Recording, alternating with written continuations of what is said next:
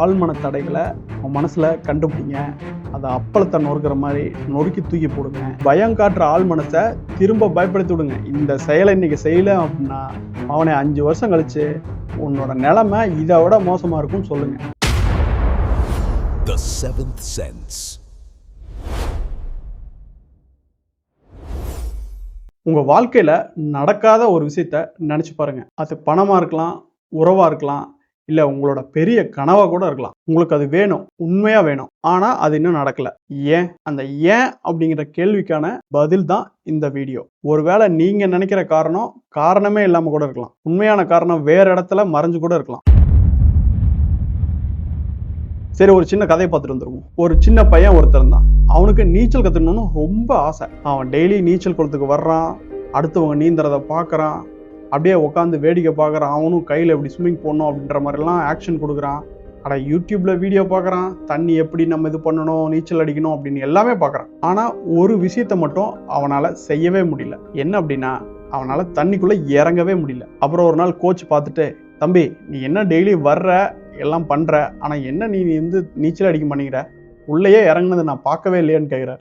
உனக்கு உண்மையிலேயே ஆசை தானா, இல்லை எதுக்காவது சும்மா வந்துட்டு போயிட்டு இருக்கியா அப்படின்னு கேட்குறாரு. இல்லை சார், ஆமாம் சார், எனக்கு நீச்சல் அடிக்கணும் ரொம்ப ஆசை தான் சார். அப்படின்னா ஏன்டா தண்ணிக்குள்ளே இறங்கலன்னு கோச்சு கேட்குறாரு. அப்போ தான் அவனுக்கு புரிஞ்சுது, அவனுக்கு ஆசை இருக்குது, ஆனால் ஆசையை விட அதிகமாக தண்ணியை பார்த்து பயம் அவனோட ஆள் மனசில் இருக்குது. இதே தாங்க நம்மளோட வாழ்க்கையிலையும் டெய்லி நடக்குது.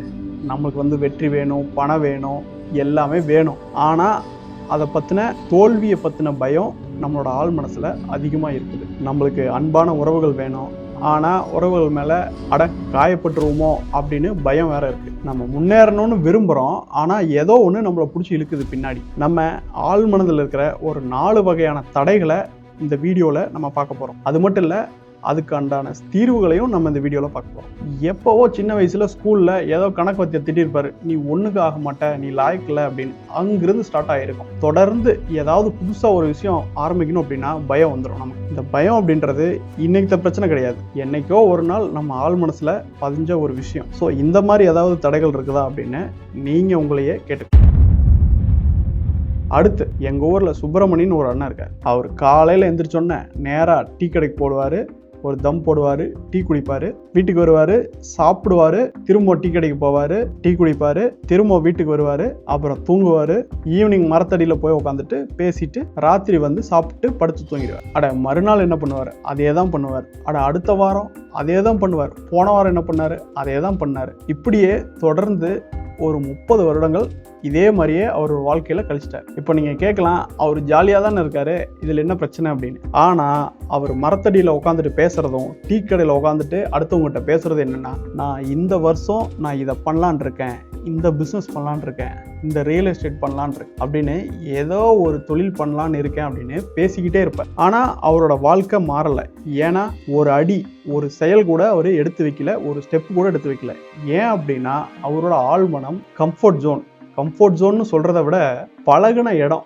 இந்த ரொட்டீன் இருக்கு இல்லையா, இது அவருக்கு பழகிடுச்சு. அப்படியே சொகுசா இதுக்குள்ளேயே இருக்கிறது பழகிடுச்சு. இதை விட்டுட்டு வேற வேலைக்கு போகிறது, வேற ஒரு ஸ்டெப் எடுத்து வைக்கிறது அப்படின்றது அவரோட ஆழ்மனம் இது ஒரு பயமாக பார்க்குது. அதாவது அவருக்கு ஒரு ஆபத்தாக பார்க்குது. இது வசதியான வட்டம் கிடையாது. இந்த டெய்லி ரொட்டீன் அப்படின்றது இது ஒரு பழகி போன சிறை மாதிரி எடுத்துக்கலாம். ஒரு பறவை எப்படி கூண்டில் இருக்கோ, அதை வெளியில் எடுத்து விட்டால் திரும்ப கூண்டுக்குள்ளே அடையுதோ அந்த மாதிரி. இந்த ஆள் மனசுக்கு சந்தோஷம், முன்னேற்றம் இதெல்லாம் தெரியாது. அதுக்கு தெரிஞ்சது என்னென்னா பழக்கம். பழகி போன ஒரு இடம். பழகுனா அது கொஞ்சம் தைரியமாக இருக்கும், இல்லை அப்படின்னா அது ஆபத்தாக பார்க்கும். அதனால தான் நம்ம செஞ்சிட்டு இருக்கிற வேலையே நம்ம செய்ய வைக்கிற மாதிரி ஆக்ஷனை எடுக்கும். நம்மளை முன்னேற விடாமல் அது தடுக்கும். உடனே அதை எதிரின்னு நினச்சிடாதீங்க, அது நம்மளை பாதுகாக்கிறதா நினச்சி ஆழ்மனம் அந்த மாதிரி நடந்துக்கும்.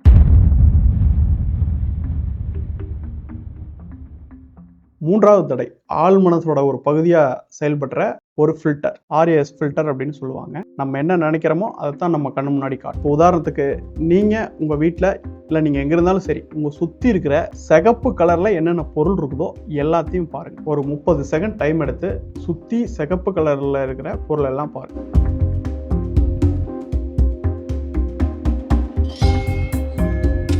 பார்த்துட்டிங்களா? இப்போது உங்களை சுற்றி பச்சை கலரில் என்னென்ன பொருள்லாம் இருக்குது என்னப்பா லூஸ்தனமாக கேள்வி கேட்குறேன்னு சொல்லிடாதீங்க. அதாவது இதிலிருந்து ஒன்று புரிஞ்சுக்கோங்க.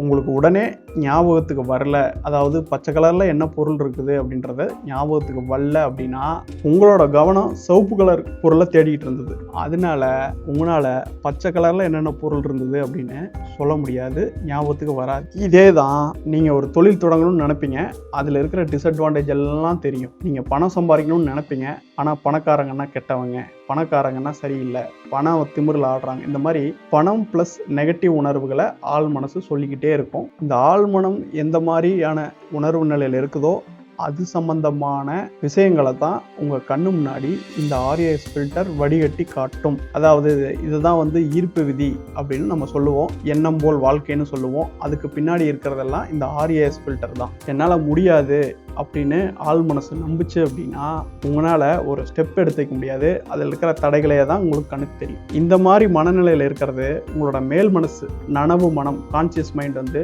நான் ஜெயிக்கணும், நான் வந்து வெற்றி பெறணும் அப்படின்னு நினைக்கும். ஆழ்மனம் அதுக்கு ஆப்போசிட்டான நம்பிக்கைகள்ல இருக்கும். இது எப்படி அப்படின்னா, ஒரு காலில் ஆக்சிலேட்டர் அமுத்திக்கிட்டு இன்னொரு காலில் பிரேக்கை பிடிச்சிக்கிட்டு போகணும்னு எதிர்பார்க்குற மாதிரி. அப்புறம் கார் ஏன் நகரல அப்படின்னு உங்களுக்கு புரியவே புரியாது, ஆச்சரியப்பட்டு பார்த்துட்டே இருப்பீங்க. சரி, இந்த 4 தடை தெரிஞ்சு போச்சு, இது எப்படி உடைக்கிறது? நம்ம நேரடி வகுப்புகளில் நம்ம பேசுறது மூலமா அவங்க என்ன தடைகளில் மாட்டியிருக்காங்க அப்படின்னு இதை பாயிண்ட் அவுட் பண்ணி சொல்லுவோம். இப்போ உங்களுக்கு நீங்களே இந்த தடையை கண்டுபிடிச்சி அதை நீக்கிறதுக்கு உண்டான ஒரு 3 வழிமுறைகளை இந்த வீடியோவில் பார்ப்போம்.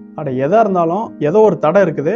ஒரு தொழில் தொடங்குறீங்க, அதுக்கு வேலை செய்யணும்னு நினைக்கிறீங்க, ஆனால் அந்த வேலை செய்யணும்னு போடுறப்ப ஏதாவது ஒரு தடங்கள் வருது. ஆள் மனசு வந்து என்ன பண்ணுது அப்படின்னா, உங்களுக்கு தலைவலிக்கிற மாதிரி இருக்கு, இல்லைன்னா பசிக்கிற மாதிரி இருக்கு, இல்லை நாளைக்கு பண்ணலான்னு தள்ளி போடுது.